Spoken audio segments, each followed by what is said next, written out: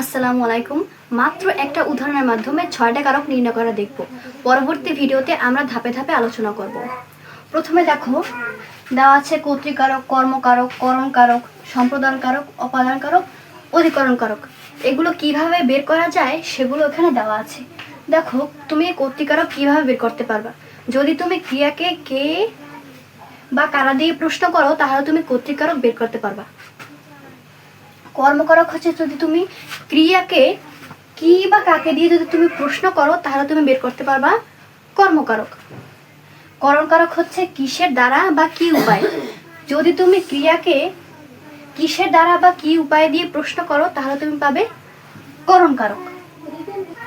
সম্প্রদান কারক হচ্ছে কর্ম যদি কোনো দান পায়। এটা আমি উদাহরণের মাধ্যমে দেখিয়ে দেব। তারপর হচ্ছে অপাদান কারক হচ্ছে কোথা হতে। আর অধিকরণ কারক হচ্ছে কোথায় অথবা কখন। দেখো, উদাহরণটা দেওয়া আছে, বেগম সাহেবা প্রতিদিন ভাড়ার থেকে নিজ হাতে গরিবদের চাল দিতেন।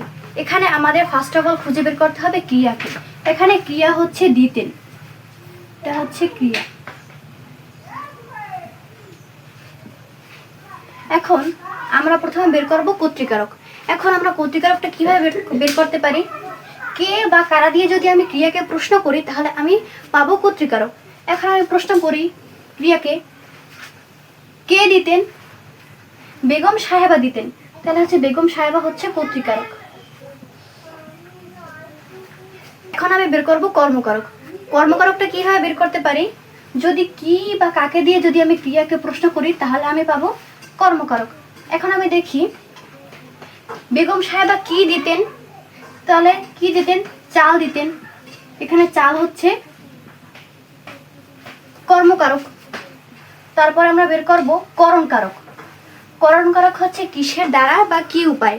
এখন আমি ক্রিয়াকে প্রশ্ন করি, বেগম সাহেবা কিসের সাহায্যে চাল দিতেন? নিজ হাতে। নিজ হাতে হচ্ছে করণকারক। তারপরে বের করব সম্প্রদান কারক। সম্প্রদান কারক হচ্ছে কর্ম যদি কোনো দান পায়। এখানে দেখো, কর্মকারক হচ্ছে চাল।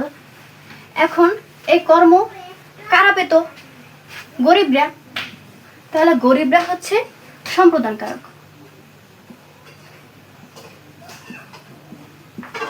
সম্প্রদান কারক। এখন হচ্ছে অপাদান কারক। এখন আমি যদি ক্রিয়াকে প্রশ্ন করি কোথা হতে পাইতেন, তাহলে ভাড়ার থেকে। ভাড়ার থেকে পেতেন। ভাড়ার থেকে হচ্ছে অপাদান কারক। এখন বের করবো আমরা অধিকরণ কারক। অধিকরণ কারকটা কিভাবে বের করতে পারি? যদি ক্রিয়াকে কোথায় বা কখন দিয়ে প্রশ্ন করি তাহলে আমরা পাবো অধিকরণ কারক। তাহলে আমরা ক্রিয়াকে প্রশ্ন করি, বেগম সাহেবা কখন চাল দিতেন? তাহলে কি দেখো, প্রতিদিন। তাহলে প্রতিদিন হচ্ছে অধিকরণ কারক।